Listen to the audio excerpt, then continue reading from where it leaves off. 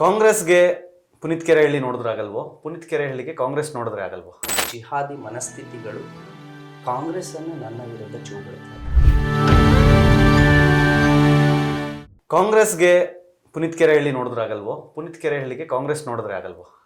ಅಲ್ಪ ಸಮಯಕ್ಕೆ ಕಾಂಗ್ರೆಸ್ ಅನ್ನು ಬೆಂಬಲಿಸುತ್ತಿರುವ ಎಡಪಂಥೀಯ ಮತ್ತು ಜಿಹಾದಿ ಮನಸ್ಥಿತಿಗಳು ಕಾಂಗ್ರೆಸ್ ಅನ್ನು ನನ್ನ ವಿರುದ್ಧ ಚೂಬಿಡ್ತಾ ಇದ್ದಾರೆ ಅಷ್ಟೇ. ಅಂದ್ರೆ ಅವ್ರ ಇಂಟೆನ್ಷನ್ ಅವರು ನೇರವಾಗಿ ನಮ್ಮ ವಿರುದ್ಧ ಬರ್ತಿಲ್ಲ.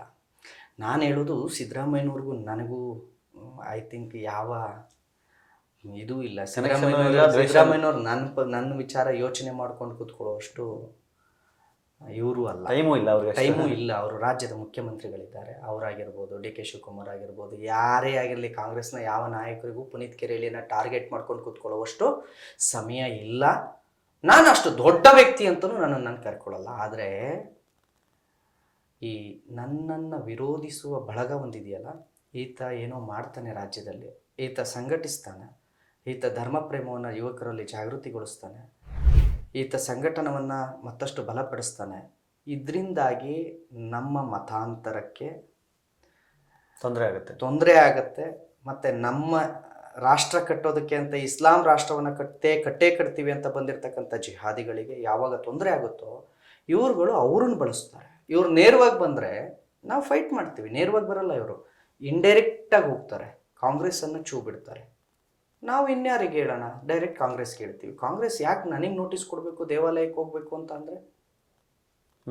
ಪುನೀತ್ ಕೆರೆಹಳ್ಳಿ ಇನೋವಾ ಕಾರ್ ಇಟ್ಕೊಂಡಿದ್ದಾನೆ ಅಂತ ಕಾಂಗ್ರೆಸ್ ಯಾಕೆ ಟ್ವೀಟ್ ಮಾಡಬೇಕು? ಅಗತ್ಯ ಏನಿದೆ ಕಾಂಗ್ರೆಸ್ಸಿಗೆ? ಕರೆಕ್ಟ್.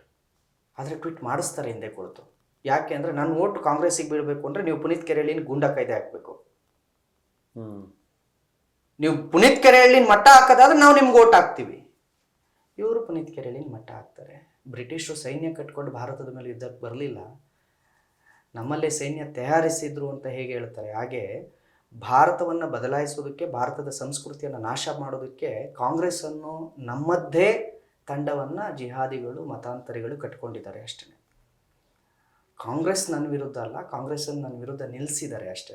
ನಾನೆಂತೂ ಯಾವತ್ತೂ ಆಗಲಿ ನಾನು ಕಾಂಗ್ರೆಸ್ನ ವಿರುದ್ಧ ಅಲ್ಲ, ಕಾಂಗ್ರೆಸ್ನ ಐಡಿಯಾಲಜಿಗಳಿದಾವಲ್ಲ ಅದ್ರ ವಿರುದ್ಧ ನಾನು ಸೈದ್ಧಾಂತಿಕ ವಿರೋಧವನ್ನು ನಾನು ಖಂಡಿತ ಹೇಳ್ತೀನಿ.